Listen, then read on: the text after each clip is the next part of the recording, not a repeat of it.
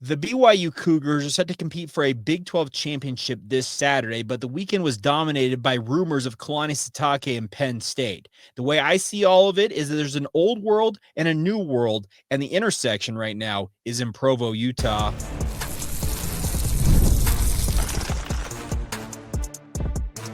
You are Locked On Cougars, your daily podcast on the BYU Cougars, part of the Locked On Podcast Network, your team every day.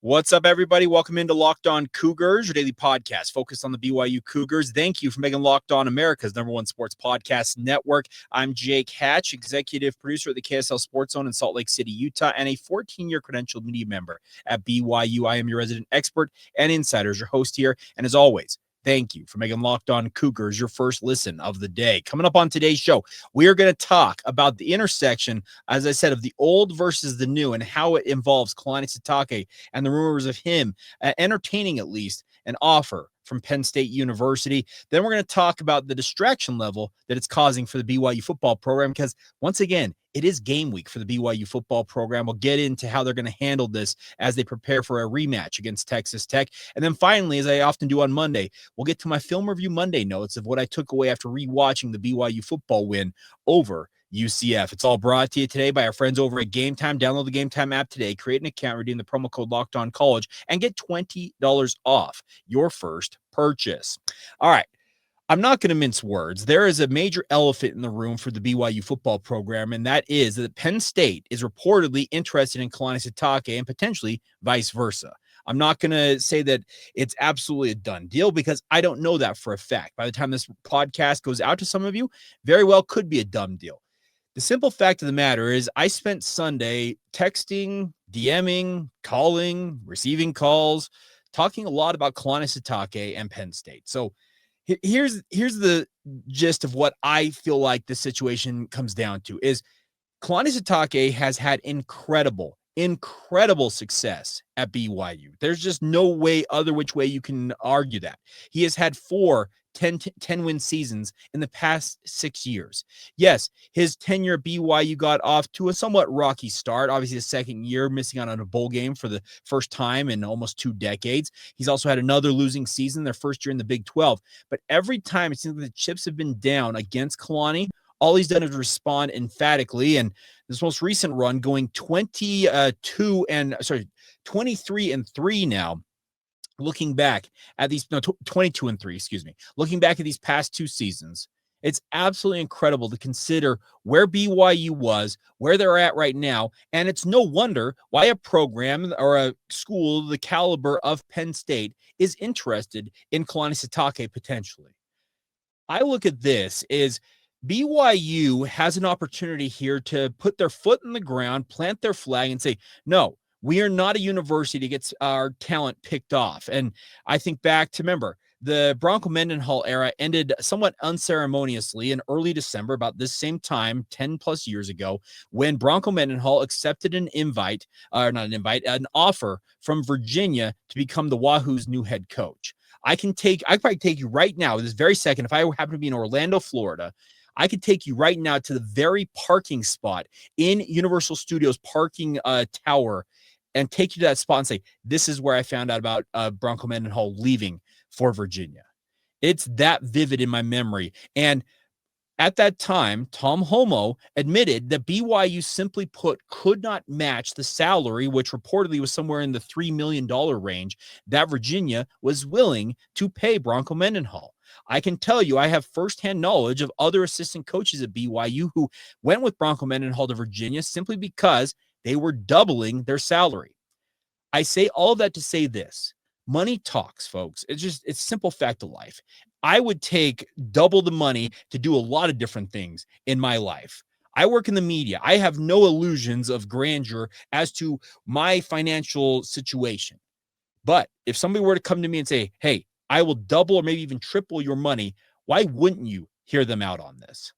So the reason why I opened today's show saying that I see the old world versus the new world meeting is because I think there's a perception problem going on at BYU and a bit of an identity crisis also forming.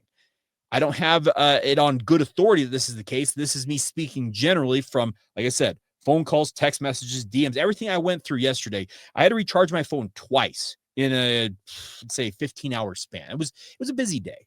But the point is BYU, and any of you who are longtime listeners of this podcast will remember a phrase vividly that I have used for a long time about BYU for years was so proud about the fact that it did more with less. And I said, why in the heck are we thinking like that? Why in the world can you not think about, hey, let's do more with more. Do more with more. It's one of my iconic phrases, it feels like, from the years and years I've done this podcast. Well, the situation I think right now is that BYU went and proverbially broke the bank to bring in Kevin Young, fund his operation, bring in multiple assistant coaches, and essentially pay top dollar to make sure that BYU men's basketball has top of the line, seemingly everything out there.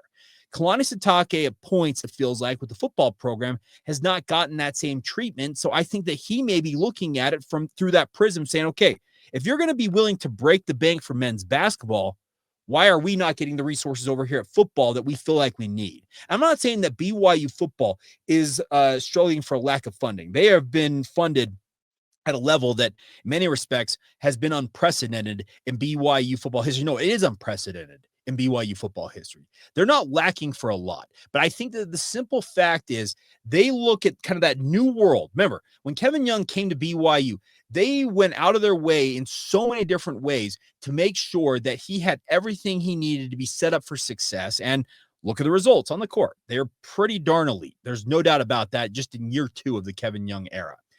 I think that Kalani Sitake, looking at it, looks at it and says, I am having that type of success on the football field, but I feel like I'm underfunded, whether it's with regards to NIL, maybe revenue share, and maybe the fact that he feels like he needs to pay his assistants more. That's where I think that the rub comes in, is that there is still a lot of people at BYU, and I have firsthand knowledge of this as well, is that there is a feeling around Brigham Young University that when you go to work or coach or do anything involved with BYU, you do it for more than just money. And I get that thought because it's a church affiliated university, obviously affiliated with the Church of Jesus Christ of Latter-day Saints. For those of you who may not know, I would assume that most of you know that. But I have firsthand knowledge of an individual who at one point wanted to take a job at BYU, and they got far enough down the track in that move, looking at it, that they got to talking salary. And the number was extended from BYU about, okay, here's what we're offering you salary-wise. And this individual that I know very, very well said, okay, that's a good starting point. Is there negotiable? And they said, no, that's our number. And this individual said, well, in that case, no thanks. Money talks. And let's just put it this way. It was a lowball offer. It was incredibly lowballed. So, I also say, I'll add this. There was an insinuation, it felt like, coming out of that negotiation, if you want to call it that, because it wasn't really a negotiation. It was, here's your offer, take it or leave it. That, hey, you come to BYU because it just means more. And I know it's the SEC phrase, but like BYU, it stands for more. It's not a calling, but it's almost adjacent to a calling in a way. And I can appreciate the sentiment. I truly can. But here's the deal. Like I said, if you're going to double my money, yeah, I'm probably going to hear you out on that. So I look at this as Kalani Sitake is doing his due diligence, if indeed he is ultimately entertaining overtures from Penn State or literally anybody else out there. He is doing his due diligence to do right by himself, to do right by his guys, speaking of the guys on his staff, and ultimately set himself up for success. I sincerely hope that Kalani Sitake is at BYU for however long he wants to be at BYU for. I'm going to be absolutely blunt about that. I want him in Provo, Utah forever. I want it to become eventually, in my mind, Kalani Sitake Field at Lavelle Edwards Stadium. That's what I want to see come out of Kalani Sitake's tenure at BYU.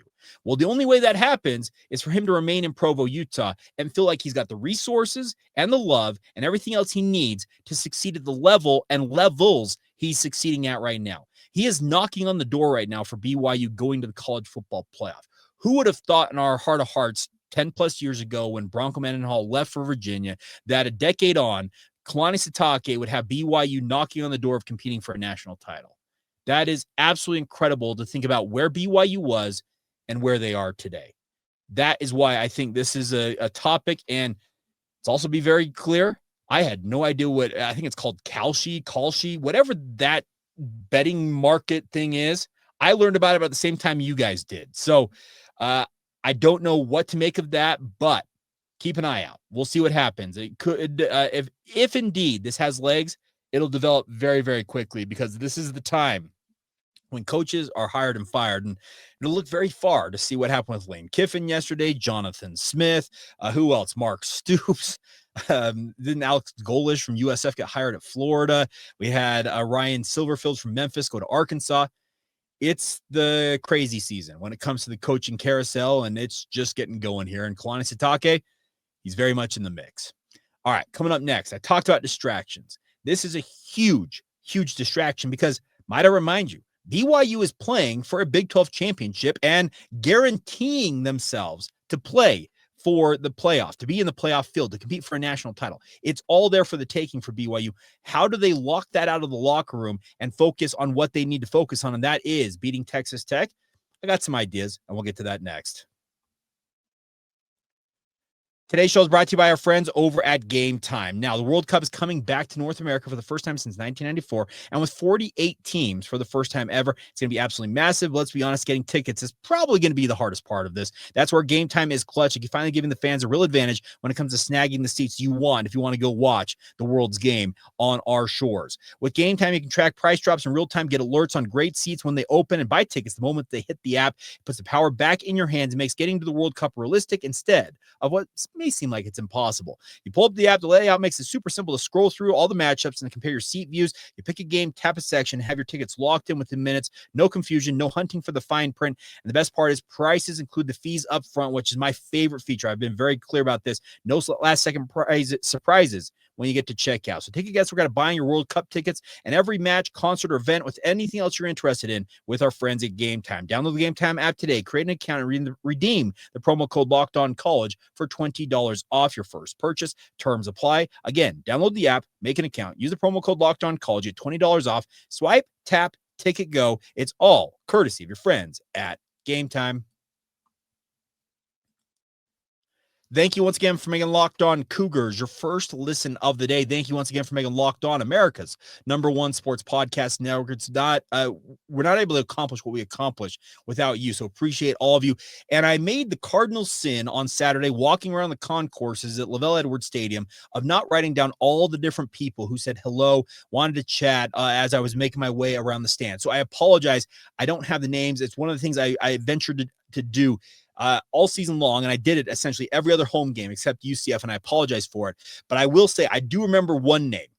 Eric, appreciate your comment, because I think you were the way I visualized our encounter and thinking back on it is I was walking through it was the south upper concourse, walking along, and you kind of stopped and froze and said, Jake Hatch. I'm like, hi, what's up, man? And we were talking for a minute, and your exact words, if I get them correctly, I didn't know you actually were serious that you walk the concourses at LES. And I said, yeah, I do. I really do. I enjoy walking around pregame. Gets me out and about, moving around a little bit, get the juices flowing, but also gives me a sense of how the crowd's feeling about things. And the third part about it, get to know and meet listeners of the podcast. So Eric, appreciate it. And to all of you, truthfully, and I know guys like Tyler Bergen, who I've known for years from our insiders group. I know met him and the entire Bergen clan, but probably could have been 30 different names I probably should have written down. And I apologize. I don't have a way to shout all y'all out, but thank you. Thank you for saying hello. Honestly, it means the world to me. All right. That being said, besides everything else going on in the world, there is distractions forming for the BYU football program, and those come in the form of your head coach potentially entertaining an offer to go coach another football program. We already saw this with one playoff team, Ole Miss. The Rebels have lost their head coach. Lane Kiffin thought he could have his cake and eat it too, and he thought he would be able to coach Ole Miss in the playoff, all the while recruiting and building his staff and doing all the things that new head coaches do at LSU. Ole Miss, and as I would expect every program, and if this came to BYU, I expect them to do the same thing, said, no, you absolutely, there is no way you are coaching our team while also simultaneously being the head coach of a conference rival, and I don't care if it's conference rival or not. You're not going to be the head coach of another football program and be coaching our team in the playoff. that's going to hurt Ole Miss's chances in the playoff. There's just zero doubt about that because they look like they're an at-large team. We will see what happens with the playoff committee and how they handle that tomorrow when the rankings come out, the penultimate, the second to last rankings come out, and ultimately see where BYU goes as well. But the fact is, BYU has to, in the locker room, focus on the fact that they have every opportunity to become the chaos agent, as it were, for the college football playoff. And what I mean by that is we are looking at BYU maybe being the first program, let's say they are 11-2, to miss out on the college football playoff and be left out in the cold if they were to lose to Texas Tech. BYU's way to guarantee themselves to play in the postseason, to play in the playoff, is to win this game this Saturday. But there are distractions, major distractions at that, forming around BYU, and it is going to be incumbent on BYU's team leadership, because Kalani talks all the time about this being a player-led program. Well, these player leaders for BYU, I'm talking about the likes of Tanner Wall, Keanu Tanuvasa, the Bruce Mitchells of the world, on down the list. Like, you have to have these senior or junior/senior leaders step up and say, guys, no matter what's going on with the coaches, no matter what's going on outside this locker room, we have the power to guarantee ourselves to go to the college football playoff. And the way we do that is to go out there, get revenge on Texas Tech, and find somehow, some way to win this football game. It is much easier said than done to beat the Texas Tech Red Raiders because, as Greg Wrubell said on social media yesterday, there are little to no weaknesses if you go by metrics in Texas Tech's game. Really, the only thing is they have a few too many penalties, and that's really the only weakness if you want to look at where they're ranked in all these different metrics. They're pretty downright elite across the board, and that's a credit to their roster composition. They've got great pass rushers. They got an incredible front seven. They've got an elite offense and a really, really strong running game. They're going to be really, really tough to defeat. But BYU, if they were to pull off in what some consider to be the unthinkable on Saturday, they would force the college football playoff's hands and force them to put two Big 12 teams in the playoff. Because as I said on the postcast edition of this podcast, there is just no way in any way, shape, or form that I believe that if BYU beats Texas Tech on Saturday, thereby guaranteeing that they have the automatic berth into the playoff from the Big 12, and then Texas Tech, who is ranked 5 right now, we'll see where they move potentially in these rankings tomorrow.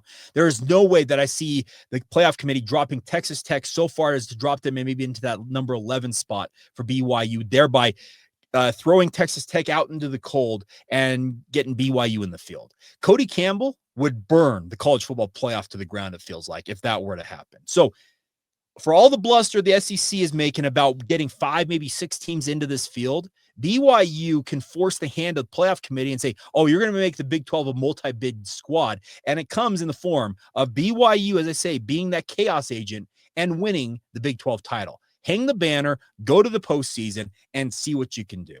And it's all going to reside in that locker room. Coaches coach, players play. I say that all the time on this podcast. For any of you who have been longtime, everyday listeners, I talk about this often, is that you can be upset with coaches and the way that they go about their business on in terms of calling plays and the like. Ultimately, it's the players that make the plays, and that is what needs to go this week for the BYU football program. These players, they need to lock in. They need to tell their teammates around them, ignore everything. Lock it out. Turn off social media, delete the social media apps.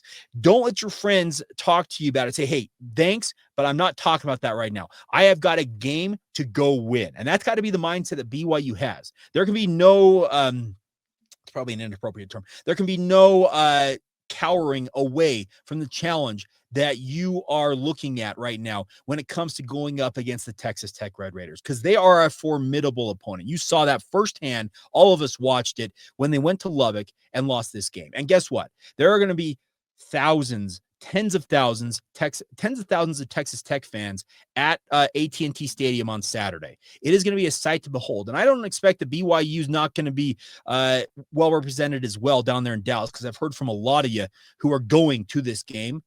It should make for an absolutely electric atmosphere, and it should, in theory, in a neutral site venue, give BYU better odds to win this football game. But it's all in BYU's hands, because for all the talk, all the bluster, all the whining, all the complaining about the fact that the playoff committee is giving BYU no love, guess what?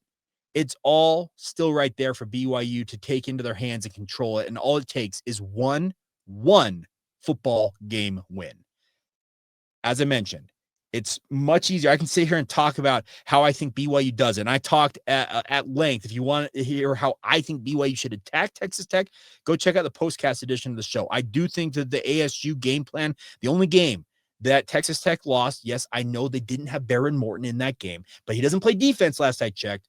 The way that ASU attacked this the way that Arizona State attacked this Texas Tech defense, I think is the way that BYU should plan on attacking it. And it probably would require Aaron Roderick, Kalani Sitake to step away from essentially a lot of what they've implemented and what they believe in, the tried and true methods BYU has done this season. But crazy times call for crazy measures, and it feels like this is an opportunity for BYU, as I mentioned, to go out there and show what they're capable of and prove the committee wrong. Because the committee wants to downgrade BYU because of one singular loss this season. They've won 11 games, and all of it seems to be for naught because of the one loss that the quote unquote, they didn't look competitive against Texas Tech.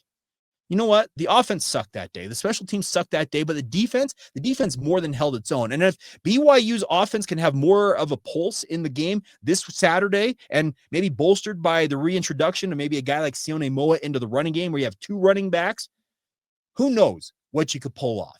But that goes back to the original point of this, is there's a lot of distractions around BYU. Yeah, your head coach may be entertaining leaving for State College, Pennsylvania, and maybe doing it this week.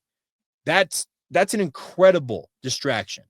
But the players in that locker room need to coalesce around each other and tell the guys around them, guys, we can do nothing about what Kalani is going to do for his future. It sucks. We get it, but tune it all out.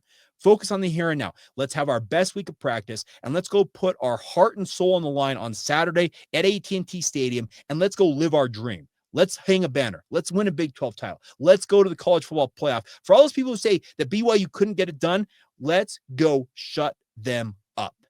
That is what BYU's players, that player leadership, it's got to lead the way this week with everything else seemingly distracting them as they get ready for this game. We'll break it down more in depth coming up this week. I'll do a crossover edition with the guys on Locked On Texas Tech. We will have it covered for you guys top to bottom, and I'm going to be there at AT&T Stadium, and I sincerely hope that BYU has a much, much better showing on the field on Saturday. And I would love for a win to punch down that door, kick down the door of the College Football Playoff Committee and say, y'all thought you could shut us out. Now you can do nothing about it. I almost said a bad word there again. All right, coming up next, let's talk about what I took away from the UCF game. Kind of slept walk through the first quarter. There's no doubt about that, as BYU already knew they had their Big 12 title game rematch booked, but there are plenty of things I saw rewatching that game against the Knights that I think BYU could utilize going into this rematch, and we will get to those next as we wrap up this edition of Locked On Cougars. Today's show is brought to you by our friends over at Omaha Steaks. Now, any of you who have had Omaha Steaks know how absolutely incredible they are, and the holidays always feel a little bit easier this time of year when you already know the perfect gift, and Omaha Steaks makes it almost too simple. I can be very blunt about that because I've experienced it myself. Whether you're treating yourself this season or sending some things memorable to family and your friends, Omaha Steaks delivers handcrafted perfection right to their door, and this week is the best time to jump in because their cyber sale is here, and the deals are absolutely massive. As I mentioned, I have firsthand experience with this. My mother-in-law, she has sent me multiple boxes over the years from Omaha Steaks, and I have enjoyed them. The best part is the variety is underrated. Steaks, burgers, comfort meals, sides, desserts. That's not even scratching the surface of all the different things that Omaha Steaks offers to you guys. It's one of those gifts that truly fits anyone, and it's the best kind of gift that brings people together because guess what? We all love to eat, it feels like, and you don't need to guess anybody's size along the way. So save big on your unforgettable gifts with Omaha Steaks. Visit omahasteaks.com for 50% off site-wide and an extra 20% off select favorites during their cyber sale, and for an additional $35 off. Yeah, we're stacking savings here. Use the promo code COLLEGE at checkout. That's omahasteaks.com, promo code COLLEGE. Terms apply. You can see the website for more details. Thank you once again for making Locked On Cougars your first listen of the day. If you have not signed up for the Locked On Cougars Insider Group, I will just say this. With all of the chaos going on around BYU football, now is as good a time to sign up for it as any. You get 2 full weeks before you charge a single penny. It's $5 to be a part of the group, and the best part is we're having a great time passing along insider tidbits you won't find anywhere else. So join the Locked On Cougars Insider Group. Link is in the show notes below, or reach out to us via social media or email, and we'll get you squared away with the Locked On Cougars Insider Group. All right, so before we go on today's show, let's talk about what I took away from the UCF game, because it is a film review Monday, and that's what I plan to do before, all heck broke loose over the weekend. But looking at it from that UCF game, is it was senior day. BYU knew they had their rematch against Texas Tech locked up. There is just no other way to couch what I'm about to talk about here other than BYU. Yeah, they sleepwalked through the first quarter of that game, and credit goes to UCF for making BYU pay for that with a 14-0 hole that they dug in that first quarter. Now, looking at it, I felt like BYU was trying to do right by a number of guys. I'm thinking of guys like Talon Alfred, Jaden Dunlap, Ethan Erickson, the seniors who have not played a lot for BYU. You're trying to do right by your guys, and you're trying to put them out on the field and give them a chance to make their senior day start and to enjoy their final game potentially at LaVell Edwards Stadium.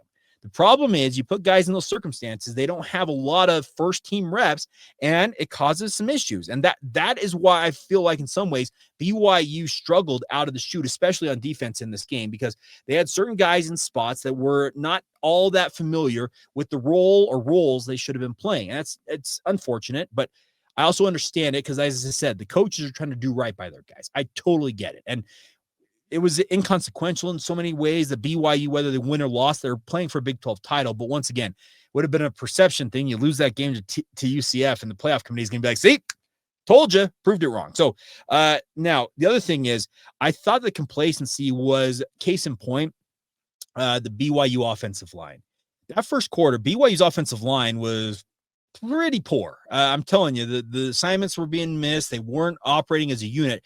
But it felt like finally BYU, that second offensive drive, when they went down and finally punched it in for a touchdown, all of a sudden I felt like the offensive line said, oh, yeah, we're better than these guys. And from that point on, BYU's O-line was pretty darn good. So I thought it was the case in point that, yeah, they kind of sleptwalked there through the early part of the game and then finally realized, oh, no, we got to play a football game. These guys are serious. And UCF was serious. They were playing for their postseason lives. They needed a win to go to a bowl game, and they were intent on making it a really, really difficult affair for BYU. And that first quarter, credit to them for doing just that. But BYU, once they woke up, absolutely dominated, particularly it felt like in the trenches offensively. And that's obviously highlighted by a 95-yard, 3-touchdown day for LJ Martin. I was really impressed with him, as always.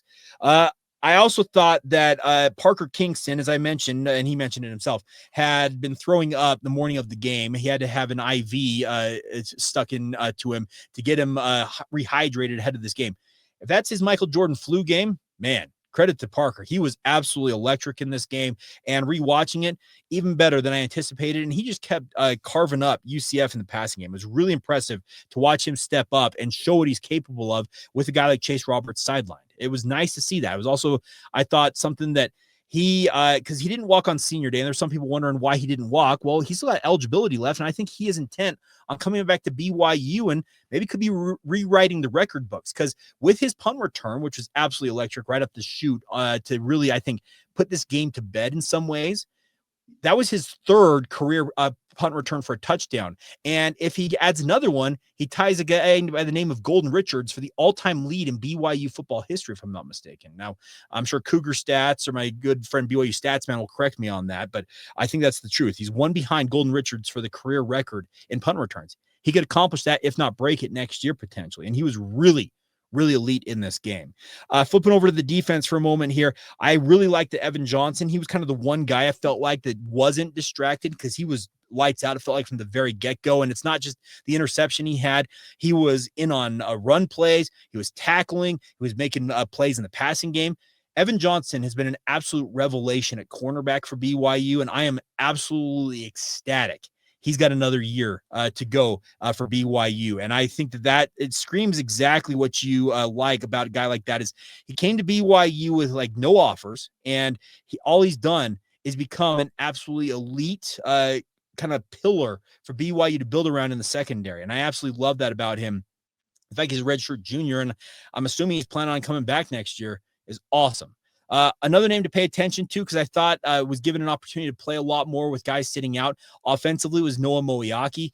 Obviously, Noah was a big recruiting win back in the day before serving a mission, and I thought he had a really fine day. Yes, I know he gave up a sack in pass pro, that sack that Bear Bachmeyer tried to kind of duck underneath, but lost his footing and fell down.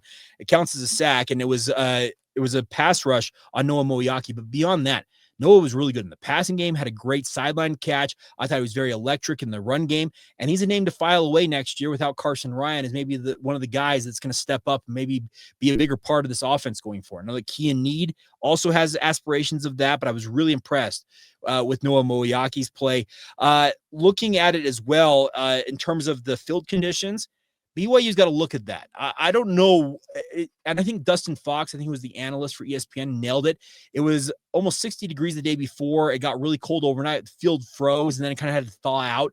But I'm telling you, the field conditions, not great. And I think there's a part of it that the grounds crew at BYU needs to look at how they're operating in terms of keeping that field in as good as condition as they possibly can. That's one thing. But at the same time, BYU's coaches, I talked about player-led leadership earlier on in today's podcast.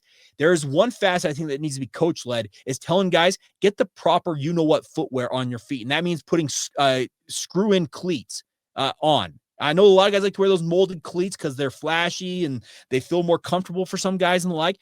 But when field conditions are hard and you're slipping and sliding, you got to go to the locker room, tell the equipment staff, guys, get the screw-in cleats out and put those cleats on these guys' feet, because those are the ones that are going to help your footing stay a lot more solid. So I think there's a multifaceted deal there with the field conditions, and it needs to be examined by BYU to make sure it's not an issue going on into the future. And then the final thing I will say is, I think it's the most random thing, but Will Farron's weakness right now as a kicker is from 40 to 49 yards. I don't know what it is, but there is apparently something going on when he kicks between 40 and 49-yard field goals that he is missing them. And those are the two misses he had yesterday. So we're recording this on Sunday. So yesterday or Saturday, were between 40 and 49 yards. He made it on 26-yarder. He made it on a 50-yarder. And those numbers kind of bear out. Anything under 30 yards, he's pretty elite. Anything beyond 50 yards, pretty darn good. But 40 to 49, there's a gap there. It's really random. I don't have good explanation for it because I felt like the operation, speaking of the snap and the holds, were pretty solid for Will. But he's got to find a way to be the kind of the nails guy that he was a season ago when I thought he should have been more of a factor in national awards. It's kind of tailed off this year, and you're going to need him. If you get into the postseason here coming up this week against Texas Tech in the Big 12 championship game, maybe making the college football playoff, there are going to be some pressure-packed kicks, and they need Will to be at his absolute best. And Kelly Papinga will have to do his magic, work his magic with Will this week. So there you go. Some of the thoughts I had coming off that UCF win. All right, so there you go.